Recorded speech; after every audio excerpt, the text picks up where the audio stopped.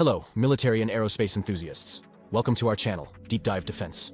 Over here we take a deep look from unusual angles, which may challenge your mind. So let's dive right in. In this second part of the series on Iran's October 1st, 2024 strikes, named Operation True Promise 2, we focus on the effects of the operation and Iran's underlying goals and intentions. Several stark paradoxes arise in this context that must be addressed. For instance, if Iran's ballistic missiles were capable of hitting a highly hardened target like an F-35 hangar, why did they fail to strike a large, soft target, such as the Mossad headquarters near Tel Aviv? A target that Iran could exploit much better for propaganda purpose? If Israel's missile defense systems are highly effective against Iran's most advanced missile types, how did they fail to protect the F-35 hangar at Nevatim Air Base, a high-value object at one of Israel's most protected military sites? Iran already hit one of the hangars which were still under construction in the April strikes with a small warhead. Furthermore, why did Iran choose to target the highly hardened Nevatim Air Base instead of focusing on softer, easier targets that would have been vulnerable even to just nearby explosions? What motivated the decision to strike hardened structures, like the F-35 hangar, rather than less hardened locations of the airbase? Another key question is why Iran targeted the runway and taxiways at Nevatim Air Base, despite knowing that no follow-up operation is planned to capitalize on the limited period during which air operations would be hindered. Typically, runways are targeted during sustained high-intensity campaigns to exploit this operational downtime. Moreover, if not much of importance was hit and the strike was a failure, why did Israel restrict the publication of damage footage? The censorship only allowed a few high-resolution images of Nevatim Air Base to be made public, and only several days after the strike. All these questions point to a single logical conclusion. The strike was primarily meant as a demonstration of Iran's capabilities. However, a critical aspect of the operation appears to have been to show that, given a large enough salvo of advanced missiles, Israel's heavily promoted and truly advanced ballistic missile defense system, such as the Arrow and David Sling, are insufficient to defend against Iran's missile-centric warfare. This strike hence sent a clear message. Iran has the capability to target any site within Israel, including its most critical assets, and it is Iran's decision alone whether or not to execute such strikes. The footage of the impacts left no doubt that only a systematic failure of Israel's defense systems could allow quick successive waves missile to hit in the manner observed. Had Iran escalated the situation by diverting more missiles towards softer, easier targets, such as Israel's civilian infrastructure, or redirected missiles meant for runways and taxiways to strike important, soft objects at the air bases, Israel might have responded in an irrational and dangerous manner. Therefore, the damage inflicted had to be carefully calibrated to serve primarily as a demonstration, bolstering Iran's deterrence posture while minimizing the risk of triggering an overreaction from nuclear-armed Israel. Israeli experts will recognize whether this is a calculated, constrained attack or not, especially when considering factors like statistical probabilities and symbolic actions, such as Iran's decision to strike an electrical box on the street leading to the Mossad headquarters in Tel Aviv, cutting power to the street lighting in nearby areas. While these actions may seem irrational to some biased analysts, who estimate the cost of such missiles in the millions of dollars, Iran almost certainly enjoys the luxury of using its missile arsenal for such symbolic and demonstration purposes, due to the sheer scale of its arsenal. In this way, Iran signaled to Israel that its missile inventory is large enough to sustain such strikes.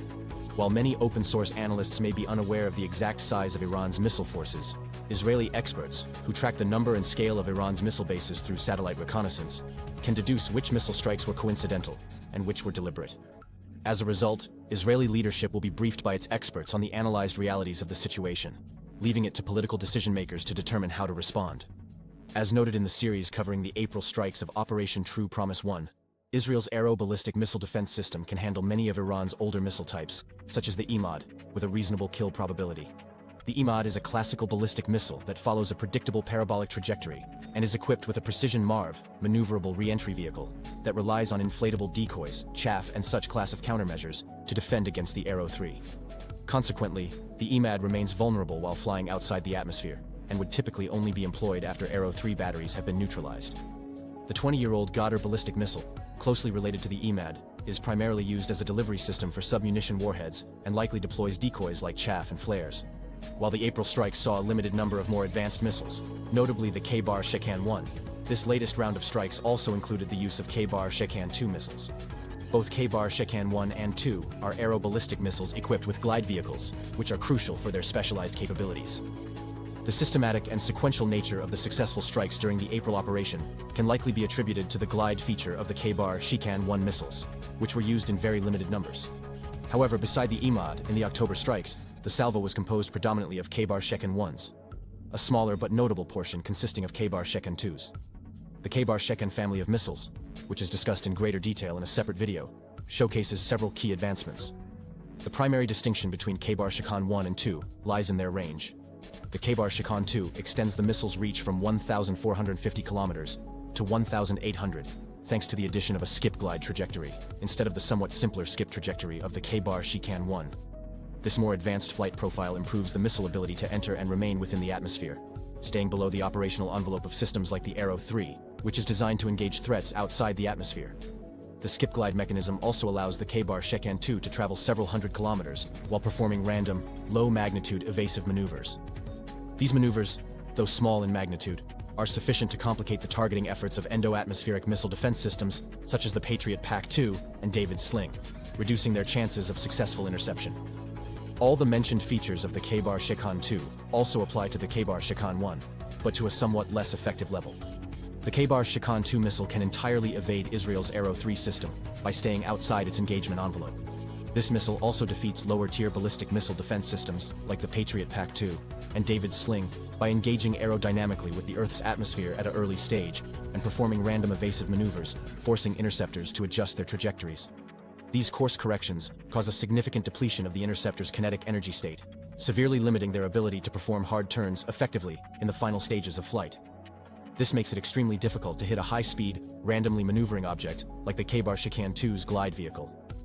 The intense thermal and aerodynamic stress these glide vehicles endure is evident from instances of mid-air explosions caused by heat shield failures. These missiles travel at hypersonic speeds through the lower atmosphere to evade both Arrow 3 and even Arrow 2, which possesses endo-atmospheric interception capability, albeit at higher altitudes.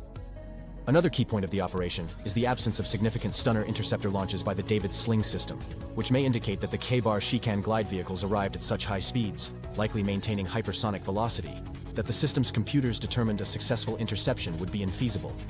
Interestingly, even the Iron Dome system, not designed to intercept such targets, was activated, launching Tamir interceptors that attempted, unsuccessfully, to engage the incoming re-entry vehicles.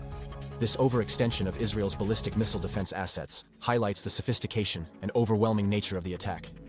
Due to Israel's strict information blackout, a comprehensive analysis of the damage from missiles that penetrated the defenses is difficult. However, available footage shows secondary explosions at the Tel Nof airbase, which suggests direct hits on military systems or assets. Additionally, some images show evidence that Iran may have used airburst fusing for some of the warheads to increase the destructive effect on soft targets, such as aircraft parked in the open. Low-resolution satellite images of Tel Nof indicate that aircraft may have been hit at that location. Israel claimed that most of the aircraft at Nevatim Air Base and others were flown into the air once it became clear that an Iranian strike was imminent, thus preventing their destruction on the ground. However, given that a portion of the fleet is always under maintenance or otherwise immobile, it is plausible that some aircraft may have been intentionally targeted by Iran. Another claim often heard by unofficial actors in the media is that the Israeli ballistic missile defenses omitted engagement of warheads, which were calculated to hit open fields. Since almost all missiles involved in the strikes possessed guided maneuverable re-entry vehicles, there is no chance to know what their intended target is until the last second before impact. One of the most critical aspects of the strike was the hit on the hangar complex used for Israel's Gulfstream-based ISR platforms, commonly called AWACS. While their hangar was hit directly, it remains unclear whether any aircraft inside were damaged or destroyed. In essence, the strike appears to have selectively targeted key systems critical to Israel's operational capabilities in a very limited fashion. The broader objective was to demonstrate Iran's military potential. The alleged severe damage caused on a non-IRGC S-300 fire control radar in Israel's April retaliation, allegedly by an incendiary quadcopter, in situ covert sabotage asset, meant that the destruction of an Israeli high-value system was likely a clear goal. Iran's larger message to Israel is clear.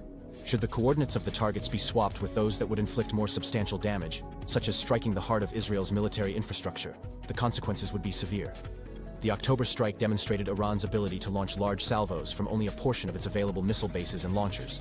This implies that, in a full-scale conflict, Iran could carry out an even larger wave of attacks against Israel's primary air bases, potentially neutralizing their operational capability temporarily by disabling taxiways and runways. Once Israel's air power is sufficiently degraded, Iran could deploy cheaper, lower-tier assets like the Shahed 136 one-way attack drones to systematically hit critical elements of the air bases, such as fuel depots and munition storage. The operation also signaled Iran's capacity to systematically neutralize Israel's missile and air defense batteries, which could lead to a scenario where the Israeli Air Force has no significant operational capability. and its land-based air and missile defenses are rendered ineffective or neutralized. In summary, while the strike was primarily a demonstration, it carried a strong message of Iran's ability to degrade Israel's military power decisively if it chose to escalate. So that's all for today. If you enjoyed this video and like our work, please consider liking, commenting, and subscribing. We will try our best to answer your comments. Your support would be greatly appreciated and motivates to produce more content in the future. Thank you, and have a great day.